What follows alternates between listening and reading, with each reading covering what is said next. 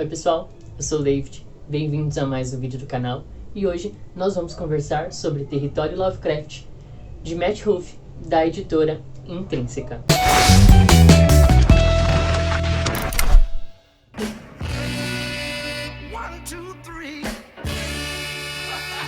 Is back.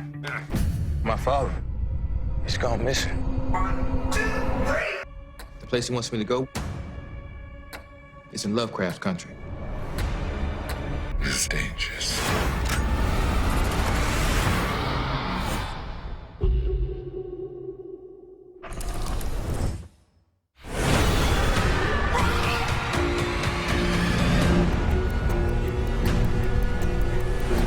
I thought the world was one way and found out it isn't.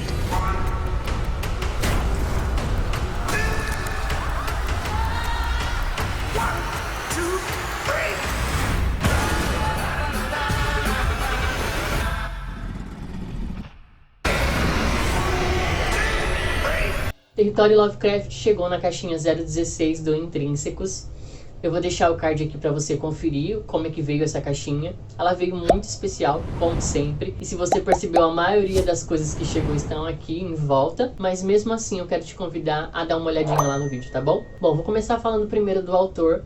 O Matt Ruff, ele ganhou vários prêmios com esse livro, Território Lovecraft. Ele nasceu em 1965 e a inspiração da história veio dos seus amigos negros. Eu vou falar uma frase desse autor. Existe sempre um monstro quando se é negro na América. Bom, o livro vai ser um livro de contos. Nós vamos ter aqui várias histórias que estão interligadas. O livro ele vai se passar em 1954 e aqui nós vamos ter histórias de suspense, terror, drama e horror. E essas 8 histórias vão formar um quadro muito maior. Quando eu comecei a ler o Território Lovecraft, eu tive muita dificuldade para poder entender. Eu não sei se esse foi o seu caso ou se vai ser o seu caso quando você ler o livro. Mas você precisa entender que o autor aqui, ele quer pintar um quadro muito maior. E livros assim, a gente precisa de um pouquinho mais de paciência para poder ler a história dele. E entender o seu contexto, o que ele quer trazer durante o livro. O que o autor quer trazer durante o livro. E aí quando eu percebi que o livro tinha um quadro muito maior e que ele queria ensinar alguma coisa a mais, eu comecei a escrever e a anotar as coisas que eu precisava pesquisar. Meu marcador caiu. As coisas que eu precisava pesquisar no livro para poder entender um pouquinho o livro e a sua história. Claro que eu tive também um grande auxílio da revista, que ela vai trazer algumas coisas, o que a gente vai encontrar por detrás dessa história. Mas antes eu vou contar sobre o enredo do livro. Bom, como eu já falei, o livro vai se passar em 1954 e nessa época a segregação racial nos Estados Unidos era muito forte. Então o livro vai destacar muito sobre essa questão. O livro inicialmente vai contar a história de Atticus. Atticus vai ali receber uma carta do seu pai e ele vai perceber que o pai dele foi sequestrado e aí ele vai pegar a estrada em sentido a Chicago. Isso com a ajuda de George, que é seu tio, e a sua prima Letitia, um nome bem diferente de se falar. E aí eles vão descobrir que o pai dele está sendo mantido em cativeiro. Óbvio que durante esse caminho a gente vai ter várias coisas que vão acontecer aí, principalmente essa questão da segregação racial. Eles vão ser abordados por policiais e policiais totalmente racistas, enfim. Até chegar nesse ponto que eu tô falando, muita coisa acontece. Mas essa é a primeira história que a gente vai ter aqui no livro. O pai do Atticus está sendo mantido em cativeiro por um senhor branco e rico e um bruxo, né? Ele também vai ser um maçom. E aí essa organização maçom, eu preciso ler, porque esse nome é muito difícil.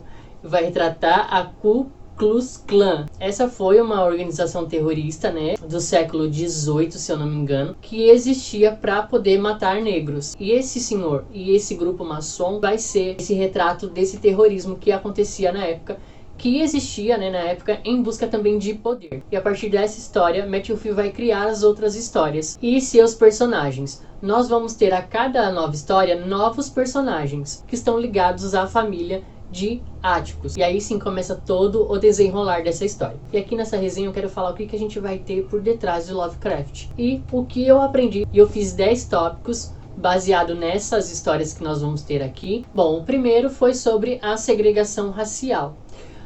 Muito mais do que isso, Matt Ruff vai contar como era ser negro naquela época, na década de 50. E uma coisa que vale lembrar aqui também na história, fazia também muito pouco tempo que os negros eles foram libertos da escravidão. Segundo, nós vamos ter aqui várias citações de Lovecraft. Esse é um autor muito famoso no gênero de terror e horror, mas a curiosidade aqui é que ele só ficou famoso e recebeu o título de herdeiro de Alan Poe depois da sua morte. E aqui no livro nós vamos ter várias referências dos livros dele e também dos mundos que ele criou. E também o Matt Ruff vai se inspirar muito em Lovecraft. A gente vai ter vários mundos aqui nesse livro também. É nada mais, nada menos do que uma inspiração que o Matt Ruff teve a partir de Lovecraft. E o livro também leva o nome desse escritor, né? Território Lovecraft. E uma outra coisa também é que os personagens desse livro também vão ser apaixonados pelas obras de Lovecraft. O terceiro é sobre o guia de viagem do negro precavido. É quase um trava-língua esse nome. Quando o Atticus for encontrar o pai, ele vai ter um mapa, né? A gente até recebeu esse mapa aqui no Intrínsecos, né? Veio como um brinde extra. E esse mapa nada mais é os lugares que os negros poderiam andar sem serem incomodados ou até mesmo mortos pelos brancos. E esse mapa ele foi real. The Negro Motorist Green Book, eu acho que é isso, de Victor Hugo Green. Ele era um carteiro. Bom, e esse guia teve edições de 1936 até 1966, mas se tornou obsoleto quando a Lei dos Direitos Civis deram fim aos sistemas segregacionais. Bom, a quarta, as cidades do poente. Entre 1980 e 1968, existiam leis que só brancos poderiam andar após o pôr do sol. Caso os brancos encontrassem algum negro à noite, eles poderiam apedrejar e matar ele, porque ele não podia andar ali. E esse sistema era mais válido para o lado norte dos Estados Unidos, porque no sul eles eram tecnicamente obrigados a andarem após o pôr do sol, porque eles eram escravizados. Então eles não eram mortos porque eles estavam cumprindo o seu trabalho.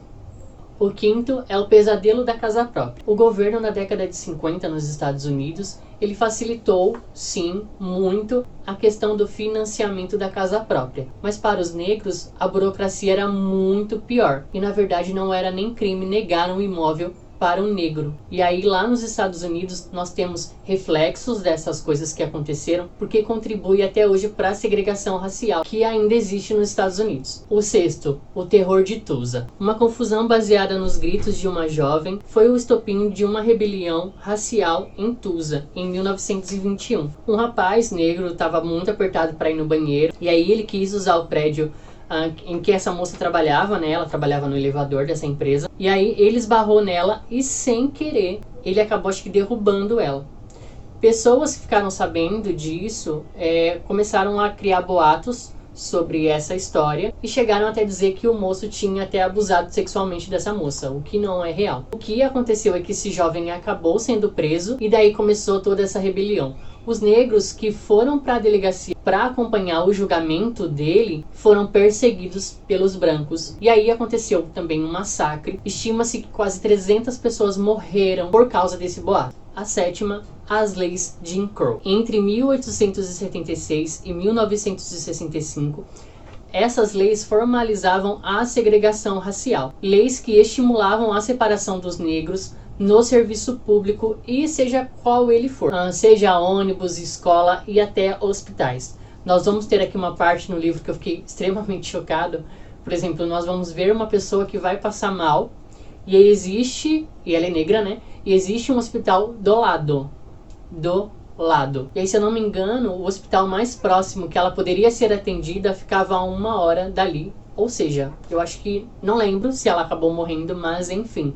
Você vai ver nesses momentos assim de grande tensão, e principalmente quando os negros mais precisavam, eles não vão ter apoio nenhum. Oitavo, nós vamos ver muita hipocrisia religiosa nesse livro, a ponto de quando os negros precisavam mudar de suas casas e eles eram vizinhos de brancos, eles faziam a mudança deles no horário em que os brancos estavam nas igrejas, nos seus cultos. Lá nos Estados Unidos, uma coisa que também é muito forte é as igrejas de brancos e negros, né? Lá tem muito essa distinção, e aí tem uma parte do livro que eu queria ler falando sobre essa questão religiosa, né? Um dos personagens negros vai dizer assim: posso nunca ser ninguém nessa vida, mas pelo menos, quando eu encontrar Jesus, não terei de explicar porque eu enganava as pessoas em nome dele. E aí uma outra coisa, quando ele vai falar sobre religião também naquela época, tem um outro diálogo aqui que eu também achei muito interessante e triste.